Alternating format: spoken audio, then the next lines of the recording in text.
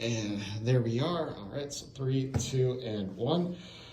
Well, Jami, welcome back. Mayor's Monday here at WSAU, WSAU.com. You did not bring any friends this time. So obviously you're getting settled into the new role then, right? Right? You're not relying on anybody else this time. Thank you for having me back. Yes. And obviously a lot of people here at Village Hall earned some time off this month. You're still working your way through the budget, got to get that finalized.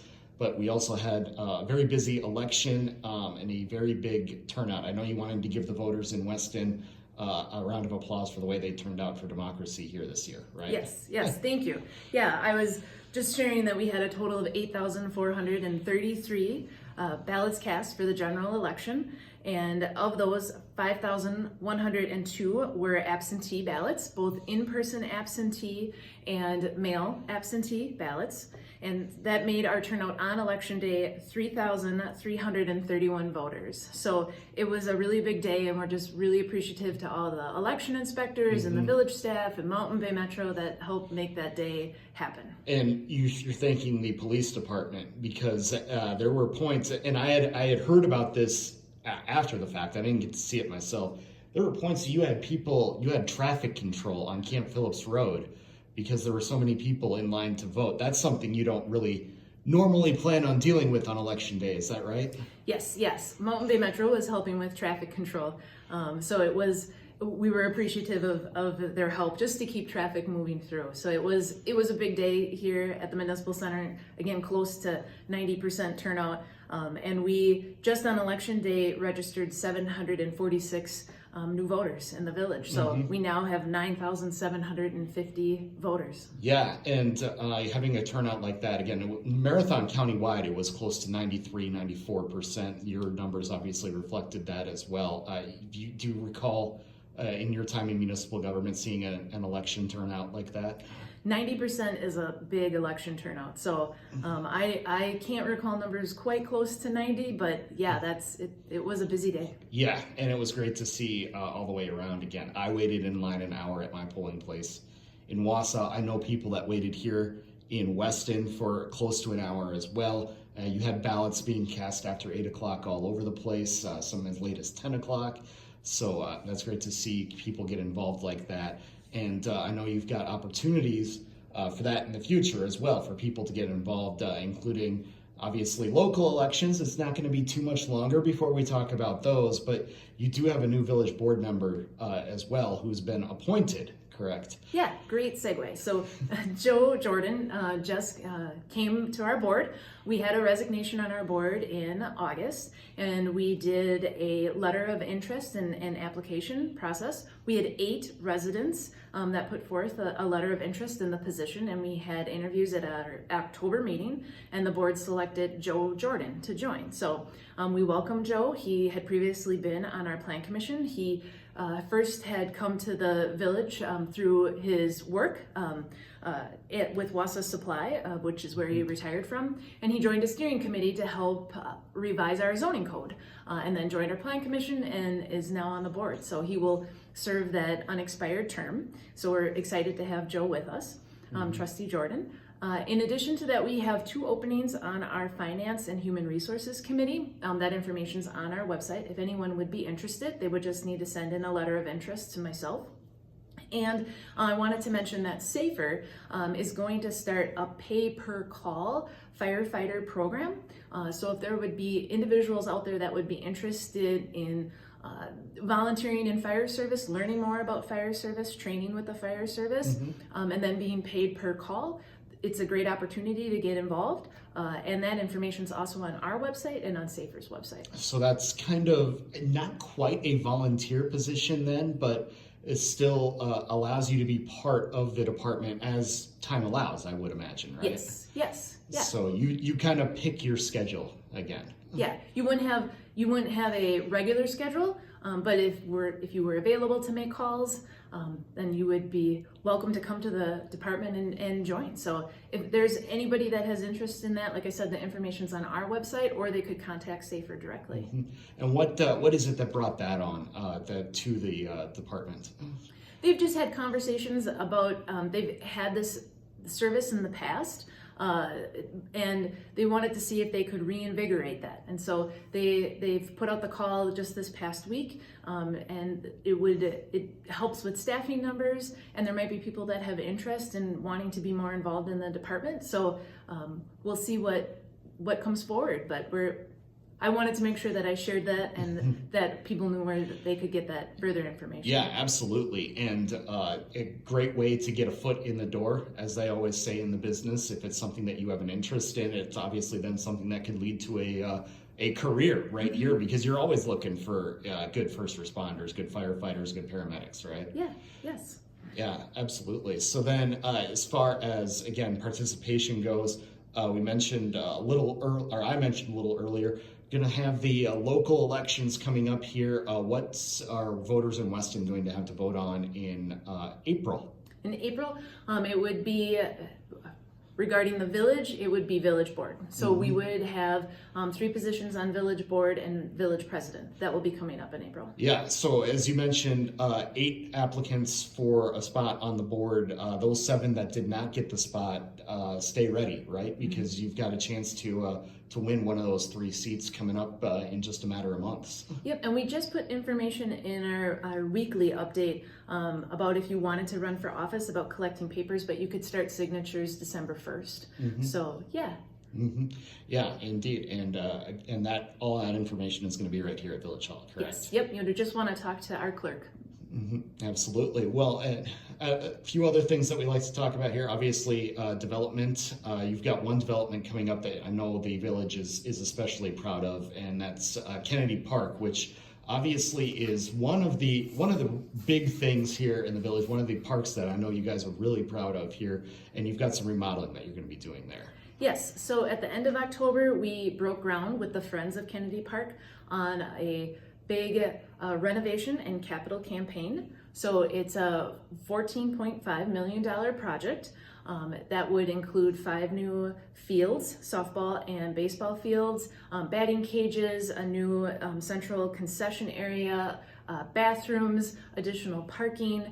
There'd be a little expansion to the skate park. So it would be a major renovation to that central village park.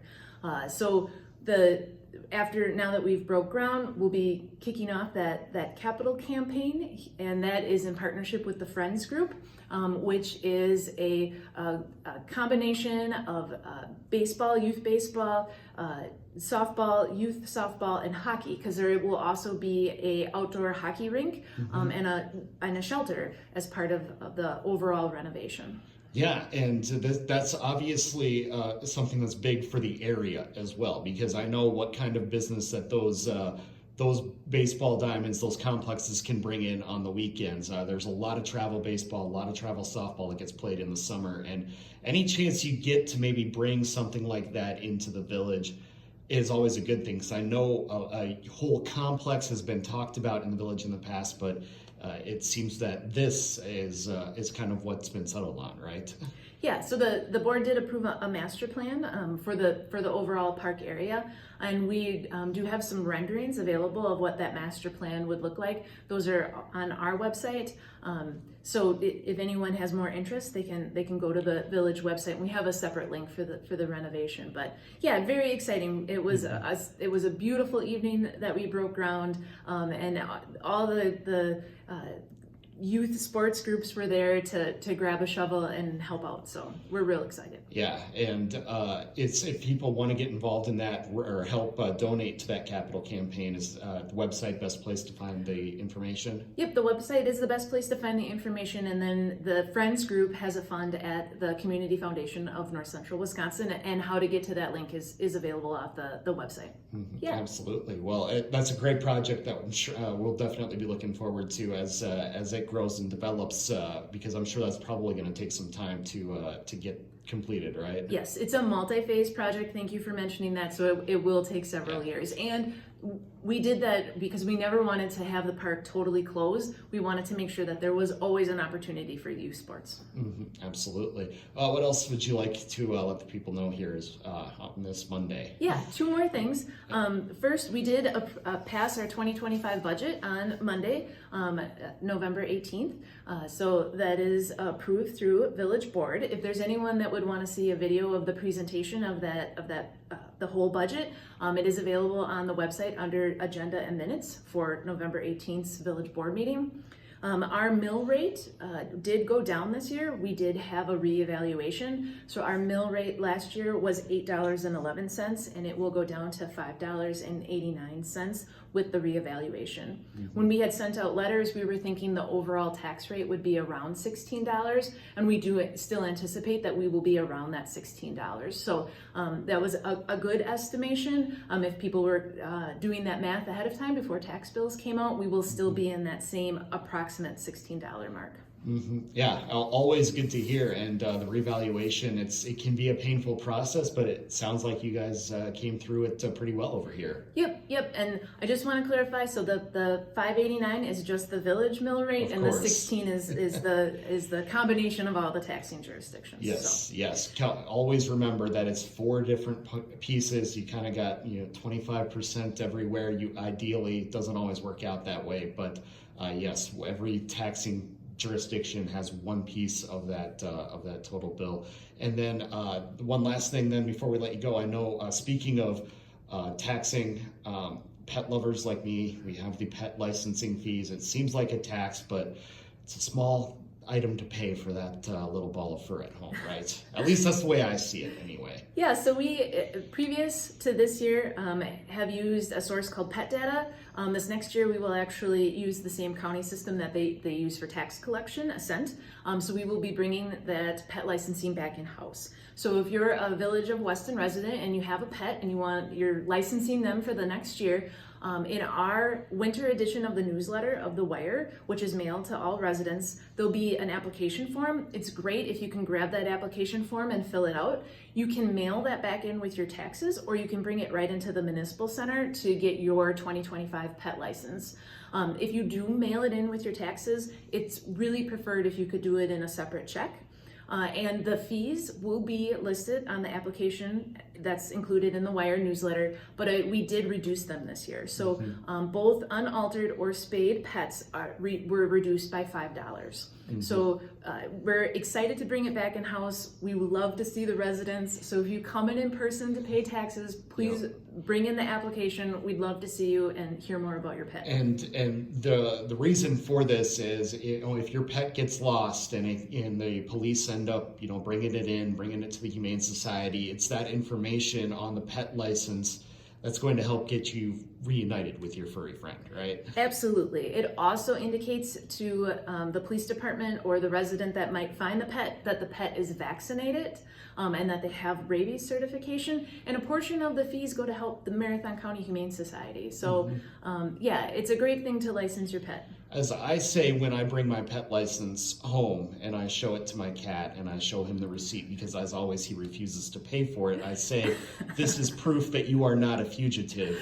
And then I realize I'm talking to a cat and expecting a response and start questioning several other things in my life. But neither here nor there. And it's also, as we mentioned though, a great way to make sure that that pet is going to get reunited if you gets outside, gets lost, whatever it may be, and that's really what counts, right? Yes. Indeed. Well, Jami, we appreciate the time. We'll look forward to chatting again, believe it or not, in the new year. 2025 is almost here. Yeah. Until then, happy Thanksgiving to everyone. Yes.